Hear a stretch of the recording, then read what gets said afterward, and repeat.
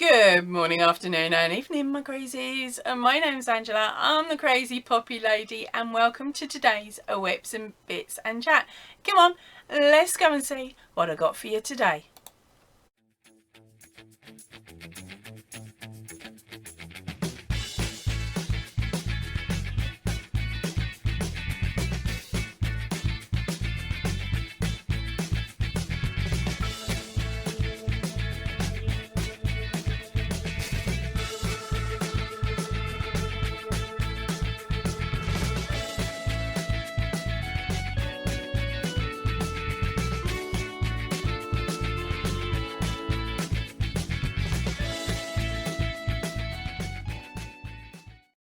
No, your eyes aren't deceiving you. There is something seriously strange happened to the background.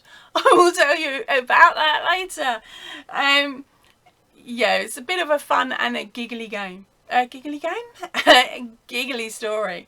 Right, but first up today, let's get on with our video roundup. So the first video I had out for you today was a book review. It was for 9 Months to Crochet by Michael van Kort, or however the name is pronounced. I am so sorry I got it so wrong, but don't panic, you don't have to hunt too far. It's in the I button up here is a link to it. The next video that came out, which wasn't meant to come out until next week oh well, is a book review, 100 Little Christmas Gifts to Make. And that one is by Stop Press. Now, if you look on the thumbnail for that one, you will see there's actually 2 book covers with very similar names. If you listen, you'll find that I'd recorded the little one and then I found out about the big one, or the other way around, one of the two, but basically they're the same book. Same patterns, just published at different times, and one is slightly smaller, so if you haven't got as much room on your bookshelf, go for the small one. Right, and then the last video up this week was Thursday Die Day week 2. Now, the thumbnail's marked up, and I've only just noticed. Now, I was doing that thumbnail about 10 minutes before the preview started, so I was rushing. I thought it was Friday because I got confused. I'd only just sobered up. No, it wasn't that bad, but because I was at Bessie's over the weekend and I had a little drink, and then my daughter went back to school, it's completely confused me, because the routine for this week is off the wall, completely off the wall. Nothing has gone how it was meant to go this week, but we survived. That's the main thing. But yeah, so we had the Thursday Die Day week 2, and now in the description box of that video and any of the die videos, I will be popping in the hanks that are up for sale, if I think they're nice enough. But basically the ones that are up for sale will be in the description box, and then that will tell you the yarn weight and the yardage and all that sort of stuff. Now you get first dibs on those if you are able to join the preview. Don't panic if you don't manage it. Also in the description box I will write down whether the colourways that I'm going to be able to reproduce or not. Okay, so if someone dibs it, that basically means that during the live they said, yes, Poppy, I desperately want this one, I'm firing you over an email now, and they'll send me an email saying dibs and asking questions. Okay, then once the payment is, like, we've gone backwards and forwards and the payment's received, then I write by the side of it, is that I either write under dibs, or if it's been purchased I then put what's the phrase I'm just going to pull up the video because my brain's gone to sleep. It's, what is it, I put under dibs, there is still available, or there is pre-order only. Okay, so once it's been purchased, if I know I can reproduce it, or I think I can, it'll be pre-order only. So if you see any of those 3, fire me over an email and tell me what you want. Please remember to add the name of the video, whether it be week 1, week 2, week 3. Okay, or if you haven't seen a colourway, say I want to challenge you and then watch me go bald as I pull my hair out. No, I'm only playing. I like to have a little bit of fun with the dyeing videos, as you will see are coming up over the next couple of weeks. I've been quite sensible so far. I'm going back crazy by the end of the month. I'm going to Lally. I know what's coming, you see. So because yeah, I've already pre-recorded the next 2 previews, and hopefully I will have another couple of videos that are in the making at the moment that I'll be able to pop up as well for next month. The thing is, those ones are actually a pre-order from a couple of beautiful girls. They've pre-ordered. One told me to go do Lally, and the other one said just have fun. So one's been done and recorded. I've just got to put that video together, and the second one, that one I need a couple of extra tools, so I've sent my husband the ideas and he is making me a couple of extra tools for that one, or at least one extra tool anyway, so I can have even more fun with that one. So those ones that will be coming out sometime in October, but what I want to do is of course make sure that the yarn is washed, dried, packed and sent to them and received before the video comes out, so it doesn't spoil the surprise for them, unless they've said to me it's okay, send me a picture, I'm too excited and I want to see. Right, so getting out off of the dye video, what on earth have I been up to this week? Well, as you've probably noticed by the background, that bookcase has shrunk. Dory's got wallpaper behind her, and you can see the top of the cupboard. Basically, I decided to be stupid. I decided that there wasn't enough of a gap between the back of this chair and that cupboard. So I turned the room around 45 degrees. That's it, just turned it around 45. Now, this cupboard here, I planned to put on the wall running here, which was where the cube cupboard was. Okay, so I'm going to call that the 4x4 behind me, that white cupboard. The 4x4 was up against this wall. Okay, and then everything else was on that wall. Now I've got a Welsh dresser sitting here, and I was planning to move that glasses cupboard with all its delicates and stuff onto this wall, so you wouldn't see it. All you would see is yarn cupboards and things like that along that wall. So the plan was, and that one was gonna go over here. The white one, the 4x4, was going to go up against the wall. You would have been able to see that lovely. And then I had a 2x4, so that's 2 cubes wide and 4 high, and that I was planning to stick next door, and then have Dory standing on top, because there was room, and of course if I tilt the camera enough you'd be able to see her. So I start unpacking the 4x4. That goes in the dining room. All the chairs that were in the dining chairs that were in here goes in the dining room. All the stuff under the table goes, not in the dining room, sorry, in the lounge. Poor Liam's looking at me going, I can't get to my bed, girl. And then he goes, how dare you, you've taken my sofa. Then he looks at me and goes, I ain't getting off your seat. But yeah, so no, Liam was actually with my husband, but in the evening when he came back, he gave me a right look of disgust because the room was still a mess. Right, so what I did was, to start off with, the dining table I turned 45 degrees, which meant it was no longer against the Welsh dresser, and I opened my windows to give this room a nice airing out, because Liam had been in the night before and trumped. And it stank. So the room was getting aired out as I turned the table and stuck it into the bay, thinking nothing about it, thinking this is lovely. I've got room. And then I emptied off the 4x4 cube, because I knew I needed to move that first, because it's like one of those puzzles as a kid, isn't it? Got to move this to get to there, to move to that to get to there, and there was only me doing the move. So I emptied off that one, and I pulled that one up against that back wall, so I blocked myself into the room pretty much. And then I started emptying the glass cupboard because I knew that was the first big item that I needed to move, turn and slide in. So I've emptied all that onto the table, which was pretty clear. It only had the computer and the monitor on. Cleaned it all because it hadn't been open for a while, so it was a bit dusty. So cleaned it all and then went to move it. Now when I last moved that, it's quite a light. If it's empty and it's got nothing in it, you can lift it with one hand to move it. So I knew I wasn't having an issue. Okay, that's actually about the same weight as Dory with a jumper on. So I went over and I'm like that. It won't move. What's going on? Right? And I'm like, okay, when we put this in, it went onto brand new carpet. Maybe the feet are caught on the pile of the carpet or something. I've looked down, I'm like, nope, it won't move.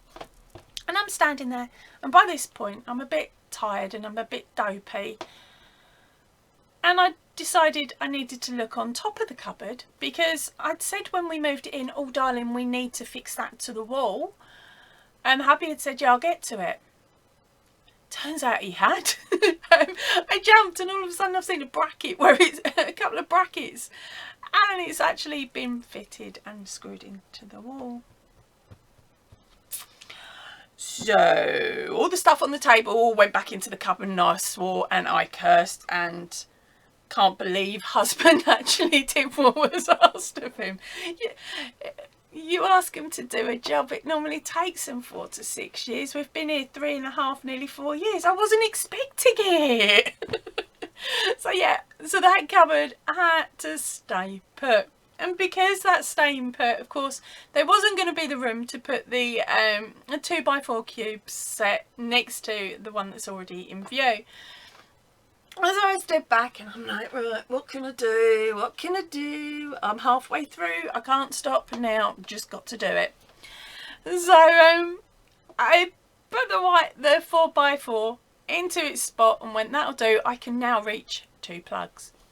And then I was like, right, now what am I doing? Okay, the little cubes I've got that were sitting on top of here. You can see up there, there's a couple of brown ones. I've got another 3 of those.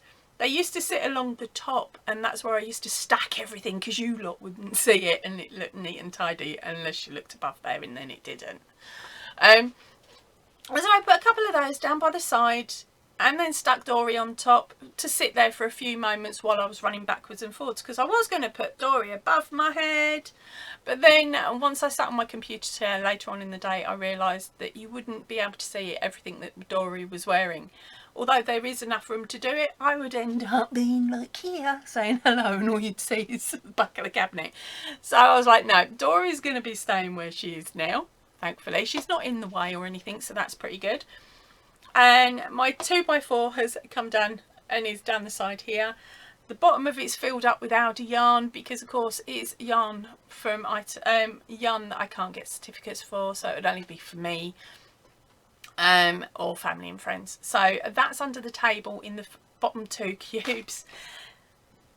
And then my Centro is in the back cube, all nice and safe. I was finally able to get into the Welsh dresser so I could retrieve my sewing machine. Yes, that's right, you heard right. I have a sewing machine. I've used it twice. I've had it 10 years. And I still haven't worked out how to take it off the running stitch. But I did make my kid a little school dress once. It fell apart by lunchtime. Well, the seam at the bottom gave up. I ran out of cotton, so I used Wonder Web or whatever it's called, and ironed that on, and it gave up. But the rest of the dress was fine, and the teachers thought it was really cute that I'd attempted to make something and it hadn't completely fallen apart. Funny but evil. So yeah, I haven't touched that in years, so that's now up on the top, along with my card making cutter outer thingy that Big Sis gave me. That's up on my top shelf. Centro's down, so's the wall winder. Everything on that shelf is looking pretty neat. That's getting there. I've got the 1 cube there with Santa's leg. Shh, quiet. The one thing with Santa's leg there, that cube needs affixed. And although I can reach the plugs, I've got that thing there that I need to plug in to a battery pack, because that's something my husband made. I have shown it to you before, but it's never been working on camera, and fingers crossed it will look lovely on camera. Otherwise it will have to go off to one side because it'll be too bright and it will look like I've got a halo. Oh, Poppy with a halo. That might work for Christmas, but maybe not for now. Right, and as you can see, I've still got tote bags are full. I've still got stuff under the table that's gone back under the table, finished items under the table, on top of that cupboard, and on top of the cupboard. Now you know why I hadn't been buying any yarn. I didn't want to have to move it all. But the good thing is that now my scrap bin is empty again, because I've offloaded that to Lunicorn, sorry. She lives quite close to me, and she makes blankets for the local cat rescue. So I've given her a massive, well, I gave her one of those tote bags, and I packed it like a Crystal packs. Crystal from Bag a Day packs a box. That's how tight I packed it. It was a miracle that when she put it down it didn't explode like a confetti gun. But yeah, so I said to her, here you go, you can have all of this. I would just like a pair of leg warmers, please. Because I'd asked her to make me some a while ago, and she said, yeah, chuck me over the yarn and I'll make them. So I'm like, right, here's all the yarn. Can I have some leg warmers? You can keep what's left. And she looked at me, she's like, you evil sadistic toe rag. But yeah, so that's the yarn, the scrap yarn gone. It's just sorting out the rest of it, and so that you guys have got something nice to look at in the background and not just my head wobbling from side to side. All right, I went to my besties at the weekend just gone. We had a nice meal and a chat. It was basically so that Liam could spend some time with the newest dog. She came to us to visit us when she was equal baby, but she's grown a bit. She's now bigger than Liam. He's only been about 3 months, but because I can't think of her breed, but because of her breed mix, she's going to be a medium-sized dog, and she is super fast. So we took Liam down so that he could get used to her new size. Not her as a dog, but just her new size. Because he can be a bit funny if the dog's a bit bigger than him. Nobody should be bigger and nobody should be faster. So they met up and they got on beautifully, which was brilliant. And the boys took the dogs out for a walk and let them off in a secure field. Liam was like, well, come on then, try and catch me. She went 2 scoots to one scoot to 2 of his, and he's like, what is going on? He was properly getting beaten at the races. I think she's part Whippet, part Greyhound, part this, part that, but basically a dog that likes running. And she thought she had some fun with him. The only thing is, because she's growing so quickly, she hasn't got full control of all of her limbs all of the time. And when she has to stop to brake, the front paws plant into the ground and the back legs catch up and she just goes spinning. She does quite a lot of roly-polies. Well, they were running and Liam was changing direction super quick, so quite a few times she actually had to jump over him because she just didn't have enough stopping distance. But by all accounts it was really fun. He had a lovely time running around. I wish there was a video to show you, but I'm sorry to say there isn't, and I didn't. And I might have to scan a photograph off of Bestie, see if she'll send one over to me of her pup. Right, now last week I was telling you that I'd finally picked up a set of knitting needles for the very first time in over 22 years. Actually, we're looking at more like 23 years. Okay, and back then I could only do 1 stitch, and I can still only do 1 stitch. I've looked it up, I know it's the knit stitch. So I can only do the knit stitch. I could only do a basic cast on, but I'd done a little sample and I didn't like the basic cast on, so I looked up how to cast on, and found, what was the other method? Another method, I can't think what it was called. If I remember it, I'll pop a link in the description box down below.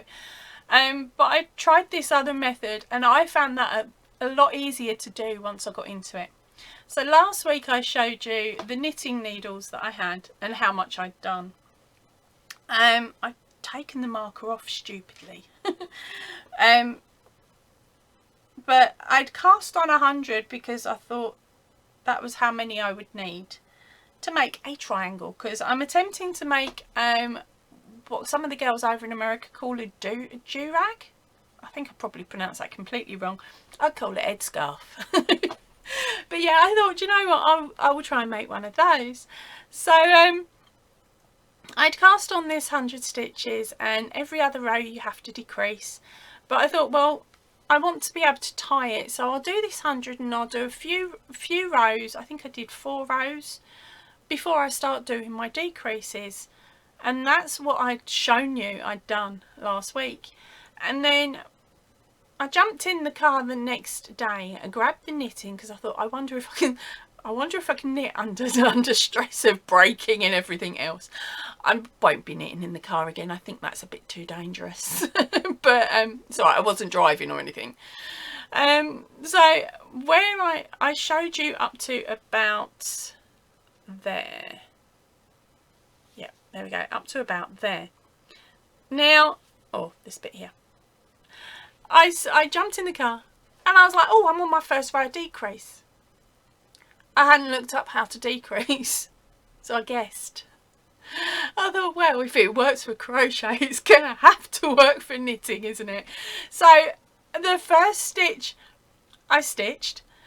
This is for the knitters out there. You can please in the comments tell me what I've actually done, and is it actually a proper method, or has Poppy just created some really random thing that you might end up using. But anyway, the first stitch on the row was a normal knit, as they call it. The second and third stitch, I went through the third first with my hook, with my knitting needle, then through the second. So sorry, eyes closed, envisioning. I'm trying to remember what I'm doing, so I've got it in my head. Right, so the third and the second stitch I picked up together, going through the third, then the second. Then I hooked over, or round, or whatever it's called with knitting, and then did a knit stitch joining the two together. That is how I decreased, and I did that at the start. And then when it came to the end, the last 3 stitches, the third and the second I picked up together and knitted together, and then the last one I did a normal knit stitch, and then the next row I just went all the way along. And then I turned it around and I repeated my decrease. Now there are a couple of rows where I got a bit wrong and I forgot I was on a decrease. There are other rows where I got quarter of the way through and I thought, pants, this should have been a decrease.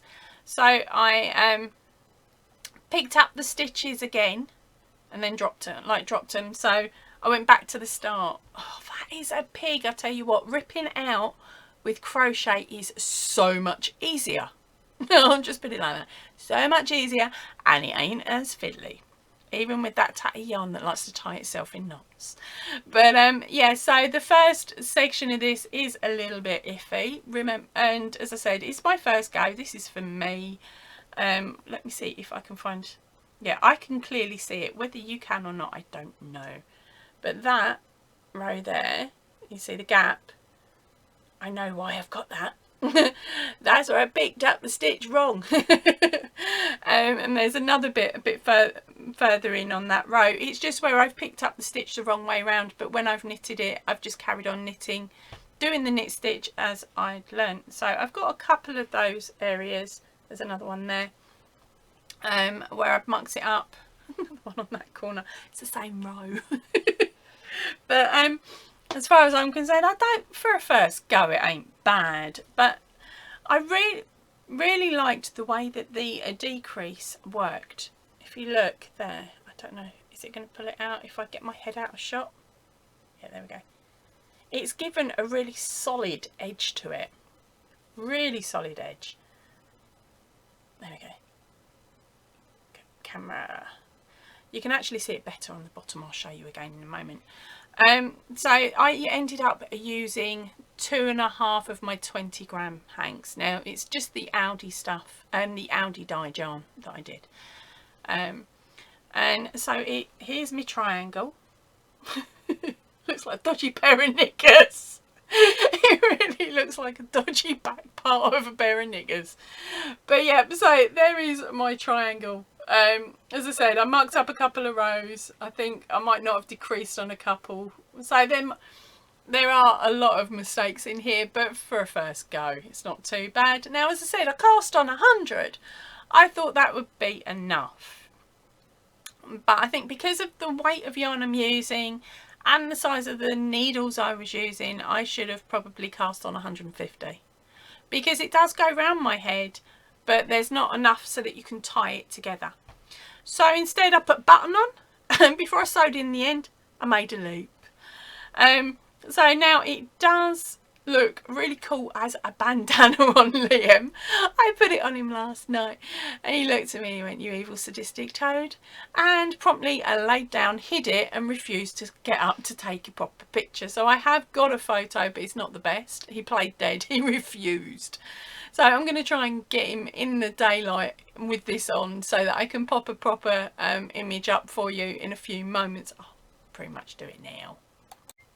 Right, and then to pop this on me, that way round there. I did try and do it a few on camera, but I got in a right tears earlier, so I had to stop it for a second. See, we got bandana. Oh, I hadn't thought of that. But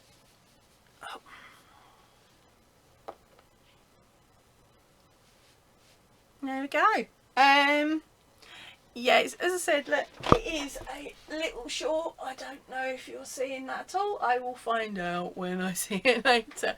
But yeah, it'll probably be either kept as a bandana for Liam, or I might give it to somebody as a dribble cloth for a baby. But first go at knitting in 20 odd years, not done too bad, or have I? Tips in the description box, please, fellow knitters. I know there's a few of you out there, but don't panic, this channel will still be crochet. Yeah, I'm no good at knitting, it takes forever. Now the reason I was doing the knitting was so that I can show you what the hand-dyed yarn looks like, whether it be a crocheted or knitted. I've got a little sample for you. I will show you the image now and then I'll shut up about it.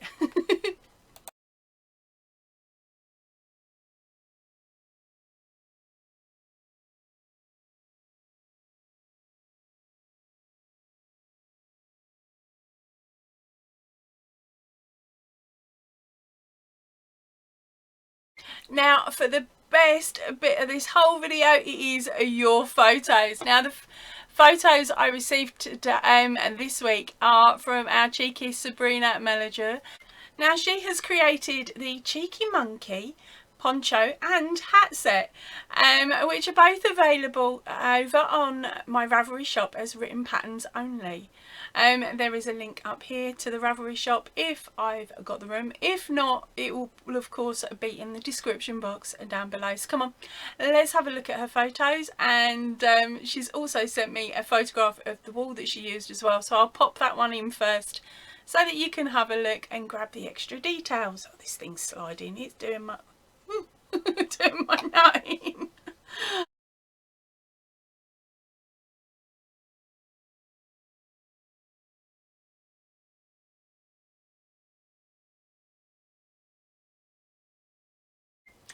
Right, that's all I've got for you today. I think I've talked your ears off plenty, haven't I? Not only that, this thing's starting to really heat my head up.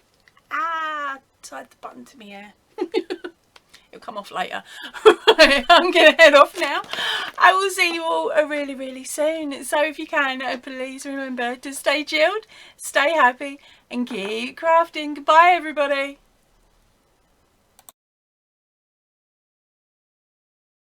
Oh my gosh, this is taking an age. I keep forgetting I'm no spring checking anymore. And since the last time I moved this craft room from upstairs to down, where I had help, well, fixing the room up, I had help, and then I was left to it. This time round, There's no help apart from the fact that hubby has taken Liam to work with him. Phew, no tripping over puppy. Okay, you see that cupboard there? Nice and empty, nice and clean, ready to be moved over there. Can't do it. We screwed it to the wall. So you're stuck with that in the background. I'm not filling holes and trying to patch up and all that. That's going to have to stay put, gang. Sorry. And by the way, that's all the family treasures, meaning all the tat we've collected on holiday and all the beautiful, beautiful items that my daughters have painted and made over the years. There's some lovely ones in there.